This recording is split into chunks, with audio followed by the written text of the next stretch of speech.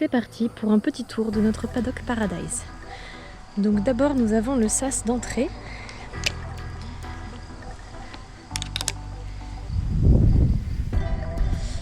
Qui nous permet d'avoir une zone, pas nettoyée je l'accorde, de pansage, avec un piquet et un anneau, avec un anneau de sûreté au cas où. Donc ici on peut faire le pansage mais aussi du coup les sabots. Ici c'est un peu un coin débarras mais à la base c'est pour le foin. Et enfin dans le fond on a le crottin. Et puis nos affaires comme ça pour pouvoir nettoyer l'eau du bac et puis les pelles à crottin, on en a une autre. La brouette pour ramasser le crottin. Et ça finit notre espace. Coucou Miko. T'as bien mangé, hein, ça se voit. C'était bon. Donc, une fois qu'on a passé le sas, on arrive tout de suite sur l'eau. Bac à eau, tout simplement parce que c'est beaucoup plus facile pour le chemin pour venir s'installer et donner de l'eau. Et on a installé des pierres pour l'hiver à la base, que ce soit un peu plus stable, un petit peu moins les pieds dans la boue. Tu viens avec moi? Alors ici, nous avons un premier paddock qui fait peut-être 800 mètres carrés, 900 mètres carrés. Et puis donc nous avons ici l'espace avec les pneus où on va, elle le bouge tout le temps, où on les nourrit. Voilà, juste là. Donc ici c'est un peu plus large parce que tout simplement c'est mieux aussi au niveau de l'eau d'avoir un espace un petit peu plus grand. Et comme on nourrit aussi ici, c'est bien que les chevaux puissent se retourner, se décaler. Surtout Meiko qui est très très possessive avec la nourriture. Je peux vous dire que même quand les juments frôlent ici le passage alors qu'elles mangent là-bas, elles jettent les postérieurs dans tous les sens. Donc bien content d'avoir un grand espace ici. Alors voici une des premières pistes, allons-y. Ici c'est le seul endroit où c'est le plus serré possible, mais bon, c'est juste au niveau d'un piquet. C'était plus pratique pour nous pour pouvoir faire l'angle et il n'y a pas de souci pour passer. Généralement les pistes font 3,50 m de large, voire un petit peu plus quand on a de la végétation, on s'est permis de élargir encore un peu plus. Je m'arrête là pour montrer un des conduits qu'on a fait. Donc en fait c'est une prise, c'est un fil spécial qui peut aller sous terre et donc que l'on a bouché et qui vient alimenter les paddocks intérieurs. Donc on en a pour chacun. Tu viens avec moi? On fait le tour ensemble? C'est vrai qu'on peut voir déjà là-bas, mais même sur le chemin, que les chevaux martyrisent quand même pas mal le sol. C'est pour ça que c'est intéressant, je trouve, un Paddock Paradise, parce que comme on peut voir là, ça repousse bien et ce n'est pas abîmé. Ici ça fait seulement 1 ou 2 semaines qu'on a fermé et donc voilà, la parcelle se porte vraiment bien.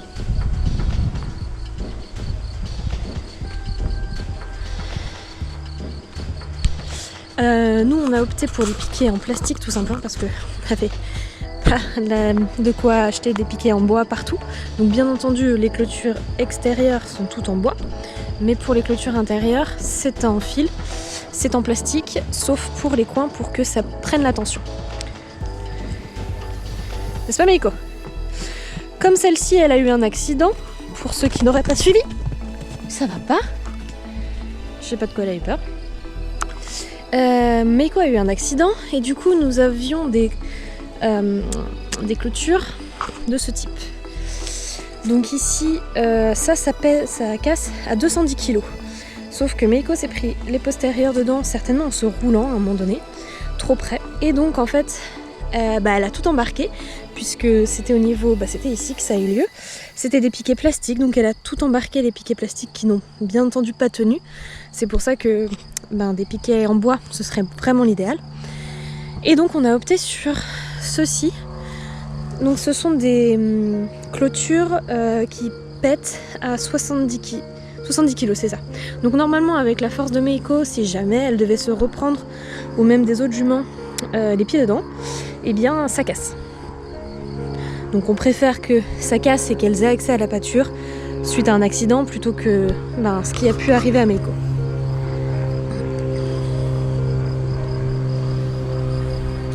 Donc ici on a un premier chemin qui va donner vers le centre du paddock parce qu'en fait on a 4 parcelles en tout.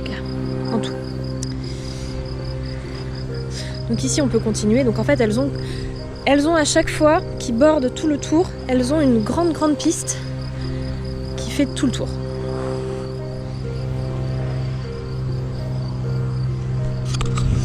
Et l'herbe pousse pas mal.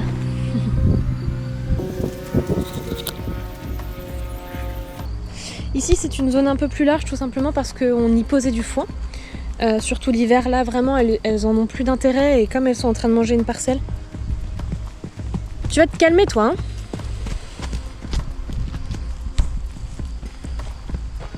Du coup la zone est un petit peu plus large pour tout simplement permettre de tourner etc. On a généralement tenté d'arrondir les angles pour justement des galops etc. que ça puisse bien se passer.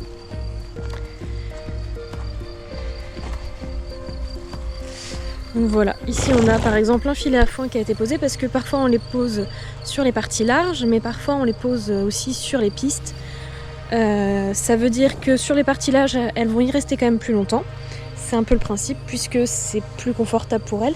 Alors que sur une piste, bon ici elle fait plus de 3,50 m mais comme vous pouvez voir on a des arbres vraiment dans tous les sens. Donc il faut qu'elles puissent pouvoir déambuler aussi. Mais ici c'est moins confortable donc s'il y en a une qui chasse, l'autre eh bien il faut se pousser forcément. Donc c'est ça qui permet aussi la rotation sur les filets à foin.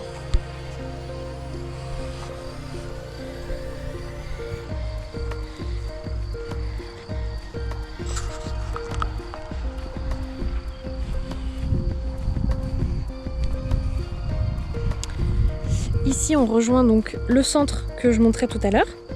Et donc on a fait le tour du deuxième. Et donc ici elles ont aussi une piste qui rejoint ensuite l'eau. Et enfin ici donc nous avons le troisième on va dire, puis là-bas où est Bonnie, tac, le quatrième.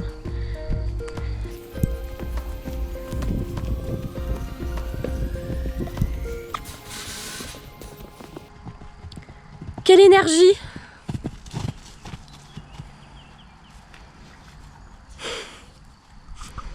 Je crois qu'elle est contente parce que je lui ai enlevé ses bandes. Comme elle a eu un accident, elle a toujours ses pansements. Et là, je lui ai enlevé les bandes. Donc en fait, déjà, elle a moins chaud, ce qui est quand même mieux. Mais surtout, je pense qu'elle a une meilleure mobilité de ses petits postérieurs. Donc elle est contente de les balancer dans tous les sens. De s'en servir. Et donc ici, on va avoir une piste encore qui va jusqu'au bout du pré. Donc je vais l'emprunter juste après. Et ensuite qui relie par là-bas pour le point d'eau. Ici on a un petit espace qui s'ouvre et c'est là d'ailleurs qu'on a fait le paddock de Meiko pendant qu'elle se rétablissait. Donc bien entendu ici c'est toujours ouvert et il y a en fait un abri. Déjà un abri végétal mais en plus pour l'hiver on avait rajouté une bâche pour pouvoir qu'elle s'abrite de la pluie. Donc bon, Meiko connaît bien cet endroit, elle y a pas mal vécu, elle y était souvent.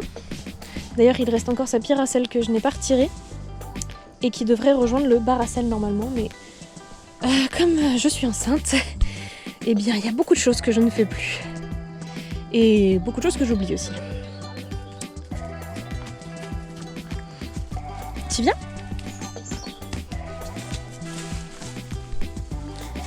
Voilà.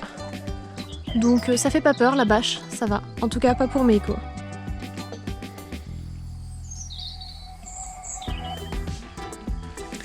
Allez. De toute façon je pense qu'elle va nous suivre jusqu'au bout, on va pouvoir continuer. Donc ici en fait, cet espace pour ne pas le faire trop restreint, il fait en fait tout le tour ici de ces arbustes. Ce qui permet en fait de faire une rotation pour les chevaux si jamais il y en a un qui se qui se retrouve dans l'abri et que l'autre le chasse, il y a la possibilité de sortir.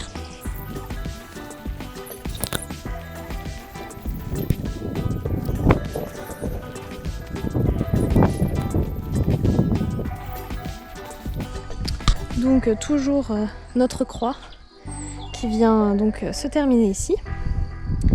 Et là un paddock qui a été ouvert pour les juments. Et il y a une pâture au fil, donc je ne sais pas si on voit bien, on verra mieux quand on passera à côté. Mais du coup il y a un fil, il y a des piquets là qui sont tendus au milieu et qu'on décale pour pouvoir leur laisser au fur et à mesure à manger. Ensuite ici, en fait il y a notre carrière en herbe, mais une belle carrière qui doit faire facile, c'est sûr plus de 800 mètres carrés, peut-être 1000 mètres carrés même. Et donc voilà, on a tous nos dispositifs, nos bidons, nos cajots, nos tuyaux pour faire des barres. Voilà, je peux montrer aussi un petit peu, voilà, on a été chercher un peu des solutions peu coûteuses. Donc j'ai été acheter à une vieille dame des cajots de bouteilles pour nous faire des cavaletti. Mathilde a trouvé des tuyaux pour nous faire des barres. Et puis voilà, des petits plots à Décathlon. Là c'est mon dispositif d'équifil. Et puis des bidons pour faire aussi pas mal de choses, une bâche. Et voilà. Donc ici on longe en fait, comme Meiko le fait, une des dernières pistes.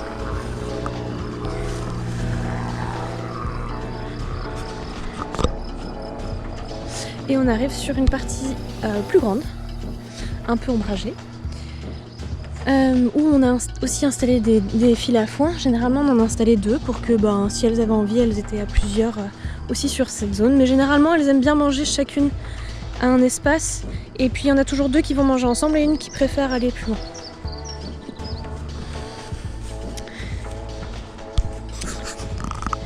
Et là il y a notre dispositif de pierre à sel, donc il en manque une. On en a une rouge, une jaune, une blanche. Pour que ça prenne pas la pluie, mais j'avoue que j'aurais pu le faire mieux. J'aurais dû mettre la planche en fait un peu en diagonale comme ça, pour qu'en fait l'eau ruisselle et retombe. Alors qu'ici en fait elle le dégouline soit d'un côté soit de l'autre, ce qui n'est pas maintenir les pierres à sel totalement hors d'humidité, même si c'est quand même mieux que rien.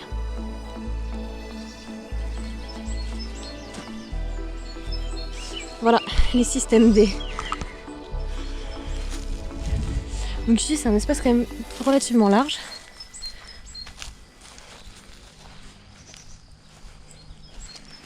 On peut voir que Bonnie est toujours dans le pré en train de manger. Et d'ailleurs voilà le fil que je vais vous montrer.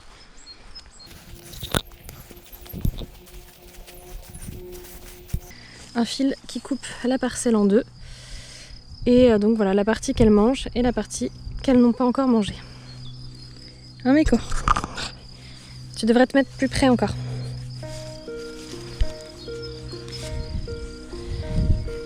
D'ailleurs apparemment ça cherche à grappiller côté c'est meilleur. Côté ça n'a pas encore été foulé par un cheval. Donc en fait le fait d'avoir 4 parcelles ça nous permet de faire des rotations. Et donc on les laisse ensuite reposer un mois. Au moins un mois. Voilà, Isis derrière le fil.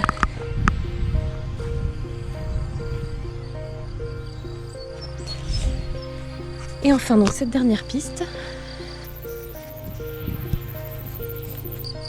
Donc, comme vous pouvez le constater, on se rapproche d'embûches parce que on a installé pas mal d'embûches. Des pneus principalement, de différentes tailles, tout simplement pour forcer les juments et moi-même à lever les pieds. Et puis ça évite quand elles nous voient arriver aussi d'arriver plein galop à fond sur les fils. Et là elles m'ont un peu tout saccagé. C'est comme c'est du bois mort, ça n'a pas tenu, mais bon. Nous revoilà au début.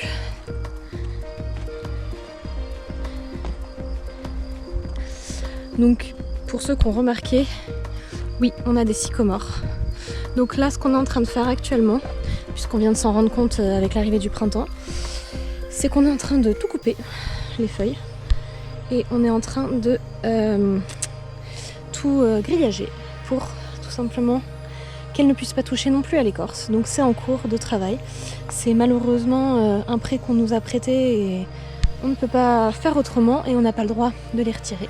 Donc on est en train de faire un bel élagage et quand ils feront des fruits, on va tout simplement passer les juments sur un autre pré. Donc elles ne seront plus en paddock paradise. Voilà. C'est la solution actuelle puisque le pré ne nous appartient pas.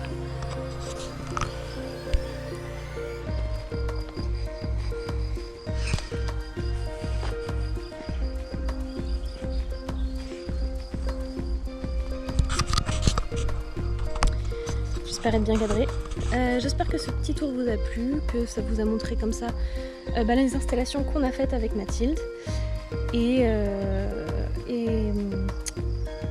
peut-être que bientôt il faudra que j'en refasse un, puisque j'essaye d'acheter une maison avec du terrain aux alentours pour pouvoir installer mes échos et pouvoir créer un paddock paradise plus durable et plus agréable aussi dans le temps.